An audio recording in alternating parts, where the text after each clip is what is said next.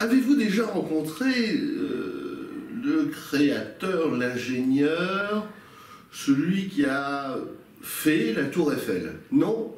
Eh ben moi, oui. Il est à côté de moi. Enfin bon, c'est le comédien.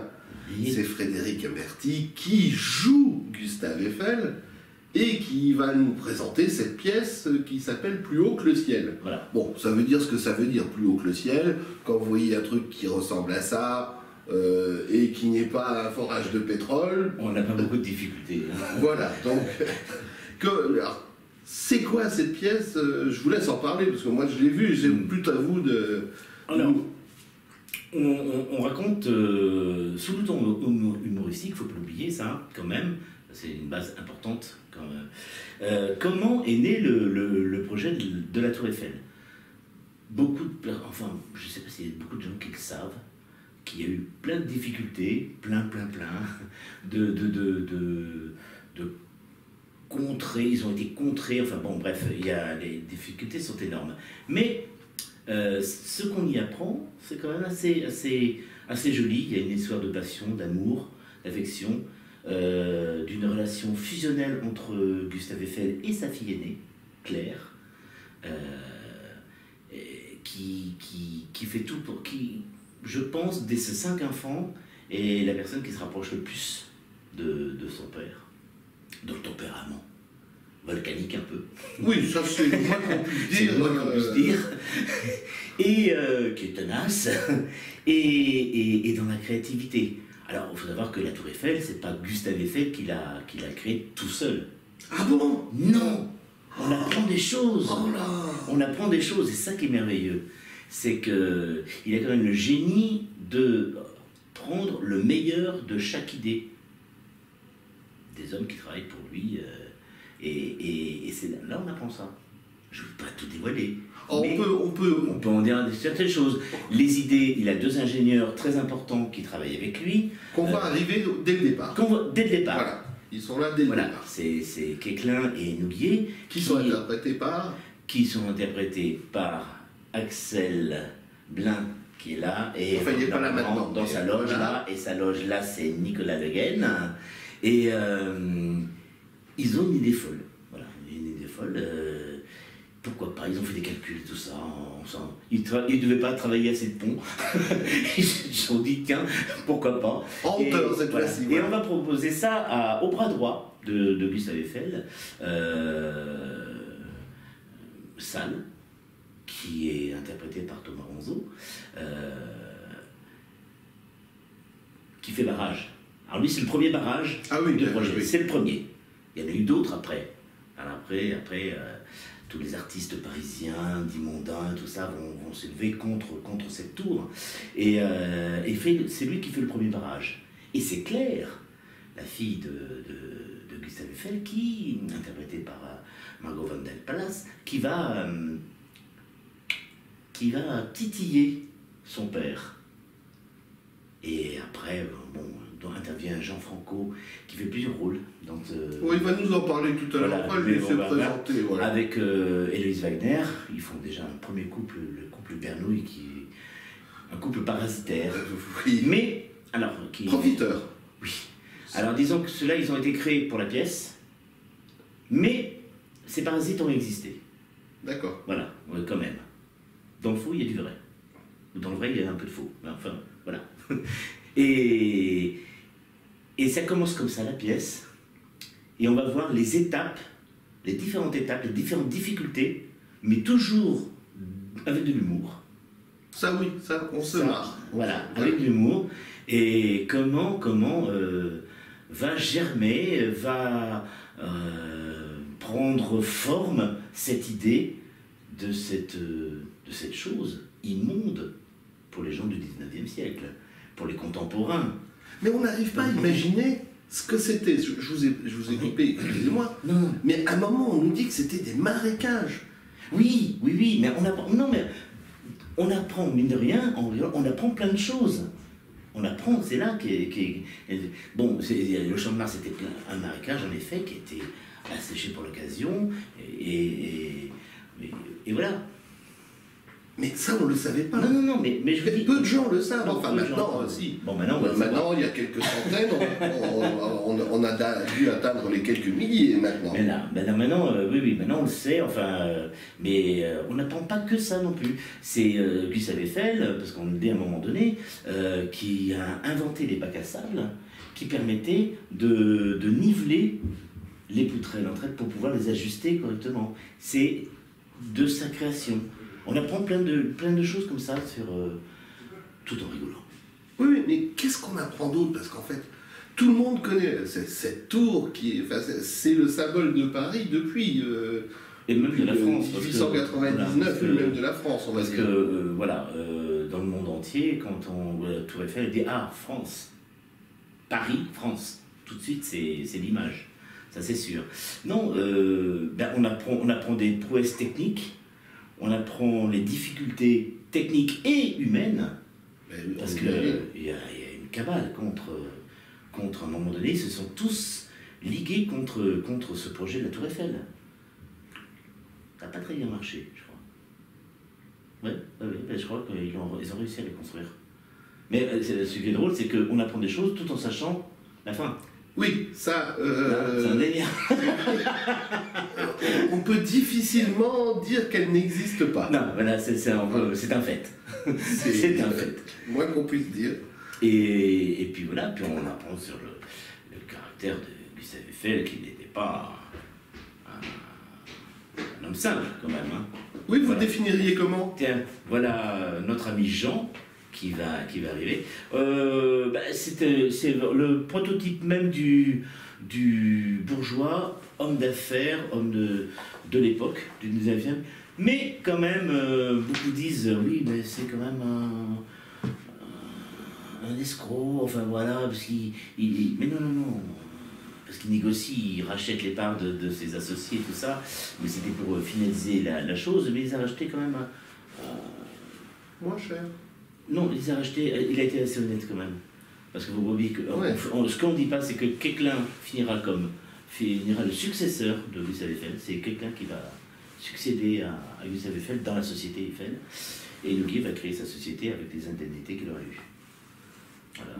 Donc il était bon, mais il avait un caractère forgé, forgé comme ses poutrelles. Et c'est difficile de rentrer dans un rôle, sachant tout ça, ou est-ce que vous ne le saviez pas et qu'en fait, petit à petit, vous l'avez découvert? Alors, déjà, la pièce est très bien écrite, donc déjà, on se laisse guider par ce que Florence et Julien ont écrit. On a un metteur en scène, Jean-Laurent Sylvie, qui a aussi aidé, et j'ai quand même acheté une biographie, la seule que j'ai trouvée.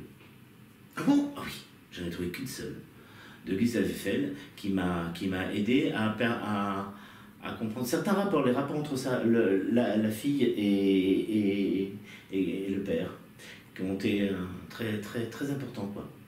Mais il avait eu d'autres enfants, puisqu'en fait, 5 enfants. On en parle peu. On n'en parle pas du tout. Si, on en parle un petit peu à un moment donné, on en parle un tout petit peu, mais ce qu'on sait, c'est...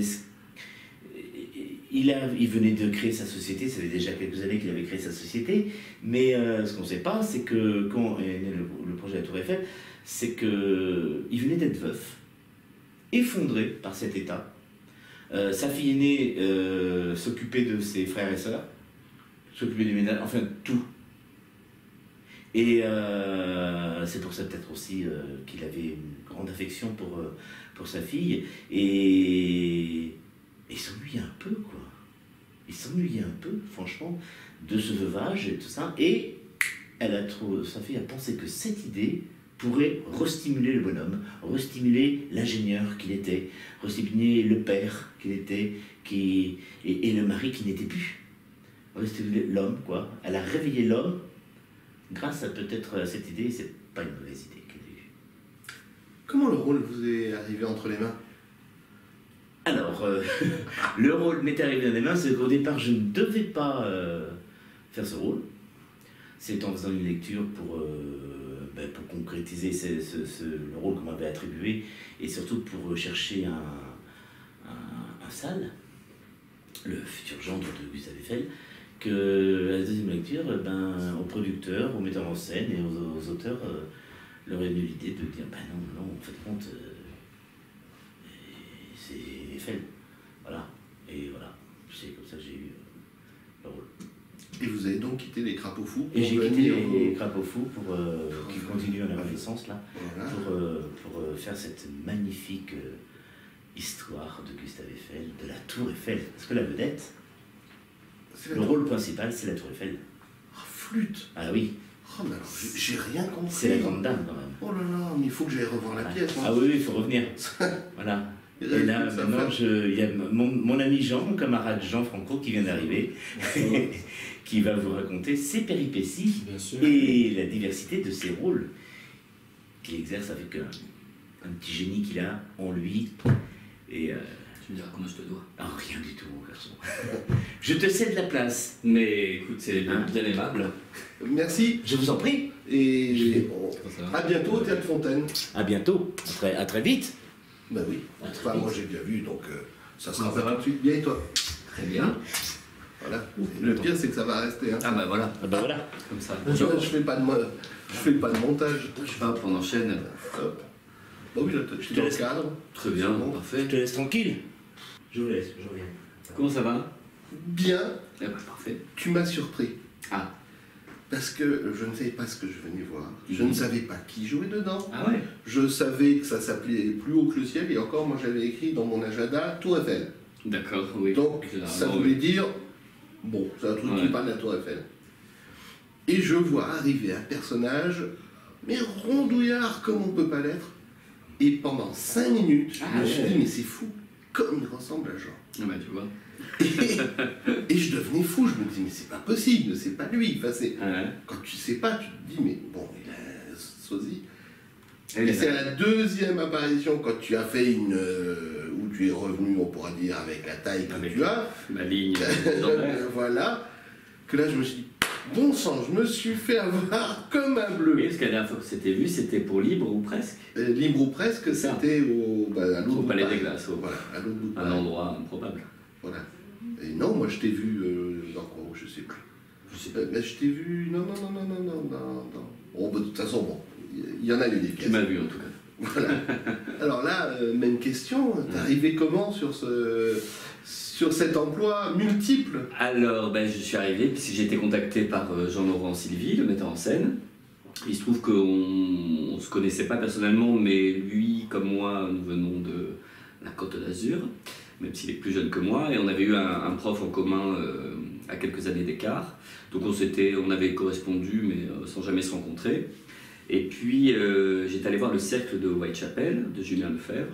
Qui se joue... Qui a repris là au missionnaire. Qui a repris là, c'est voilà. Ici, oui. Et j'avais adoré ce spectacle, vraiment super. Et quand Jean-Laurent m'a envoyé un message en me disant voilà, je monte la prochaine pièce de Julien Lefebvre, cette fois accompagné de son épouse Florence, est-ce que tu acceptes de la lire? Je l'ai lu d'une traite. Il m'a dit c'est pour 5 rôles. J'ai dit magnifique. Et moi j'avais toujours ce fantasme de faire une comédie en costume avec les montres goussées, les femmes. Ah oui, là on peut dire que tu as été servi. Ah, je pense que je suis servi pour 5 pièces, hein, parce que comme j'ai 5 rôles du coup et autant de costumes lourds, donc voilà. Non, et puis vraiment ce qui m'a plu c'était je trouve qu'il y a un vrai souffle dans cette pièce, vraiment ça ne débande pas quoi, c'est toujours il se passe des trucs, puis ils arrivent quand même, Florence et Julien, à accomplir ce prodige, et donc en tant qu'auteur, je suis d'autant plus admiratif, puisque je sais à quel point c'est compliqué d'écrire une pièce, sur une histoire que tout le monde connaît, d'arriver à mettre limite du suspense, en se disant mais est-ce qu'elle va se faire cette tour, alors comment on sait qu'a priori c'est fait. Hein, Mais bon, tout le monde connaît, enfin moi j'ai plein de choses que j'ai appris. Oui, on apprend aussi plein de choses. C'est ce que je disais tout à l'heure, que c'était construit sur un marécage. Ouais, complètement. Qu'au départ on croyait que c'était un pylône ou je sais plus. Bien sûr, une monstrueuse cheminée d'usine. Voilà. Tout ça, j'en me disais, mais je ouais, comme aussi tous les intellectuels importants de l'époque, et non des moindres, c'est Zola, Gounod, Maupassant, se sont battus contre la Tour Eiffel. Ils ont fait une pétition pour... donc c'est quand même fou que ces gens qui étaient quand même assez fins n'aient pas eu cette clairvoyance à ce moment-là de se dire on tient peut-être un truc sympa là. Ah oui, c'est... Moi j'admire à la fois le texte, à la fois le fait que les auteurs, le metteur en scène, les comédiens nous font rire du début à la fin. Ouais, c'est vrai que c'est drôle. Je me suis pas ennuyé une seconde. Ouais, c'est drôle, sans vulgarité en plus, donc. Parce qu'en plus on fait un spectacle vraiment familial. Donc, ouais, non, vraiment, moi je suis très fier de défendre ce projet, vraiment. Pourtant, je sais que je joue de moins en moins et uniquement sur des projets où vraiment j'ai un coup de cœur. Donc celui-là, c'était écrit. Alors justement, pourquoi celui-là? Qu'est-ce qu'il y avait de plus? Je t'ai dit, c'est le côté costume, le côté patrimonial un peu du truc, puisqu'on sort de là un peu cocardier, comme ça, en se disant, quand même, on a quand même la Tour Eiffel. Et puis aussi, je connaissais personne dans l'équipe, et ça faisait très longtemps que je n'avais pas travaillé avec des gens que je ne connaissais pas. Et ça fait du bien aussi de rencontrer des gens, c'est comme un métier de rencontre.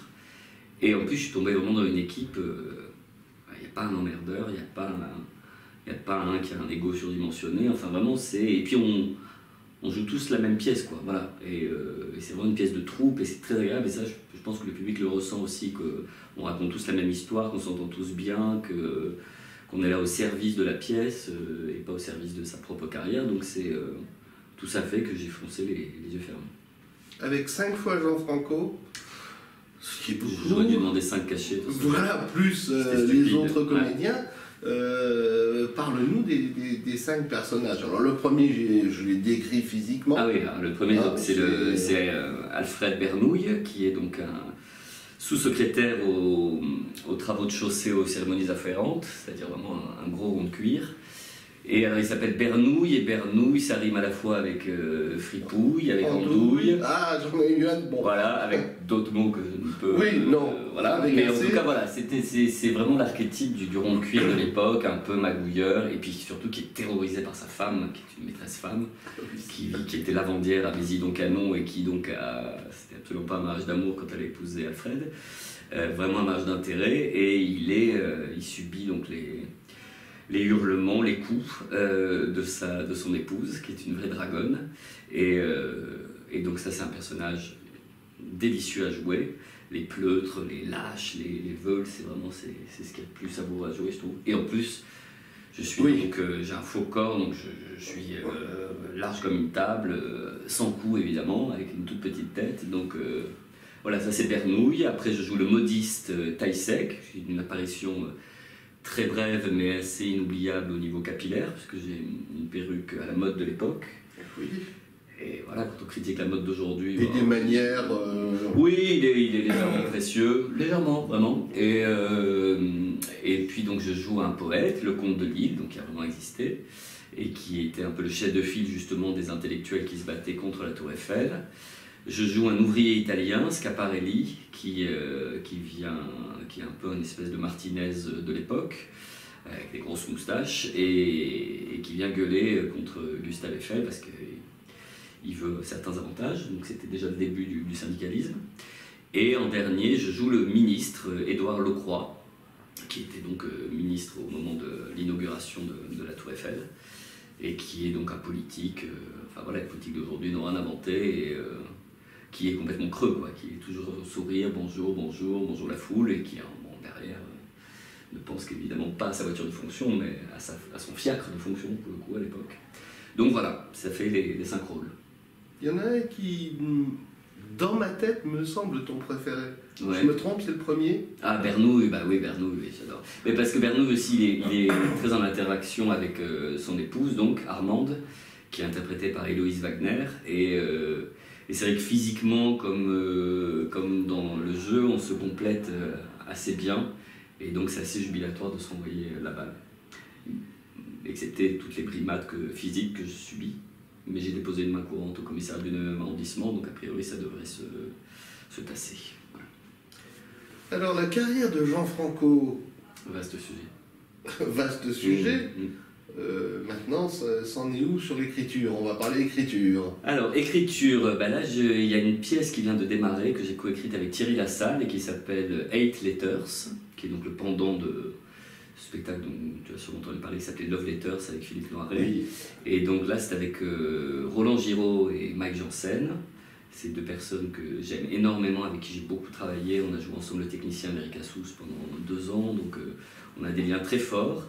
Et c'est un couple qui, au bout de 30 ans de mariage, se déchire et ne correspond plus que par lettres. Voilà, donc c'est ce qu'on appelle les pièces épistolaires. Et ça a commencé il y a 1 semaine et c'est en tournée actuellement dans toute la France toute la saison. Voilà. Donc on ne le verra pas à Paris tout de suite? Pas tout de suite en tout cas, voilà. Bon, ça. Alors, ouais. Je sais bien. Mais il faut créer le désir un peu aussi. Voilà, c'est ça. Voilà. Et sinon, à Paris, il y a une pièce qui s'est arrêtée il y a 3 semaines et qui est à l'Alhambra avec Jean-Marie Bigard et Patrice Laffont et qui s'appelait Dernier tour de piste. Voilà. Celui-là, j'avais vu. Voilà. Donc, écoute, je crois que t'es à jour. Hein. Voilà. Voilà, c'est tout. Bon, alors maintenant, cette tour Eiffel, tu la vois rester combien de temps? Le plus longtemps possible, j'espère. Bon, elle est déjà... Oui, la vraie, a priori, elle est là, elle ne bouge pas, et puis on est parti encore pour quelques siècles. Mais en tout cas, la pièce, là, on va aller au Théâtre Fontaine, je pense, jusqu'à épuisement. Et puis, et a priori, on part en tournée l'année prochaine. Voilà, donc on est parti encore aussi pour un petit moment. Moi, ce qui me fait plaisir, c'est de voir que dans un même théâtre, j'ai 2 pièces que j'ai adorées qui se succèdent. Ouais, ça c'est vrai que si vous voulez vous faire une bonne soirée marade, il faut venir aux Fontaines. Parce qu'entre la pièce de Castro et la nôtre, ouais, je pense que c'est deux bons moments. Et je l'ai conseillé à une de mes amies qui fait à peu près le même travail que moi, je ne te donnerai son nom qu'après, ouais. Pas devant la caméra, je veux dire, qui m'a appelé le lendemain matin en me disant « Mais Guy, merci. Super. C'est super, tu as eu raison, parce qu'on ne savait pas. » et tout. J'ai dit, c'est moi, la pièce de Castro et Sébastien, il est comme toi, je le connais maintenant, ça fait 3 ou 4 fois. Depuis 20 ans avec Sébastien, on a joué ensemble. C'est génialissime, c'est drôle du début jusqu'à la fin. Et quand j'allais voir le plus haut que le ciel, je me suis dit, oh là là, qu'est-ce que je vais voir? Quand on ne sait pas. Et c'est comme ça que j'aime bien voir le film, enfin un film, une pièce, un spectacle. Le temps vierge de voilà. Bien sûr. Ouais. Et j'arrive là, au bout de 5 minutes, j'étais rentré dans le sujet. Je me marrais, je voyais la salle qui se marrait aussi. Et là, tout de suite, tu te dis, mais voilà. Ouais. Non, là, je reconnais que Pascal Legros, le producteur et directeur du Théâtre Fontaine, là, c'est un bon cru cette année pour lui. Moi aussi, j'ai vu la pièce de Castro et évidemment, je me suis marré du début à la fin. C'est imparable, c'est du grand art. On peut te souhaiter quoi maintenant alors? De toujours travailler. Hein. Oui, déjà, travailler, c'est déjà pas mal. Et puis, écoute, de continuer à avoir beaucoup de monde qui vient au Théâtre Fontaine, parce que voilà, quand on est porté par des salles pleines comme ça, c'est quand même très jubilatoire. Vraiment. Juste personnellement, là, une 3e pièce avec une certaine Amanda. Amanda, officiellement, c'est retiré du jeu. Hein. Oui, elle a annoncé que ça y est, c'était fini. Oui, mais bon. Après, elle peut nous faire du Aznavour et nous faire un petit comeback, mais bon. En tout cas, on correspond tous les jours, on s'envoie des messages avec Amanda, donc on est toujours, Dieu merci, en bon terme. Elle nous fait toujours hurler de rire.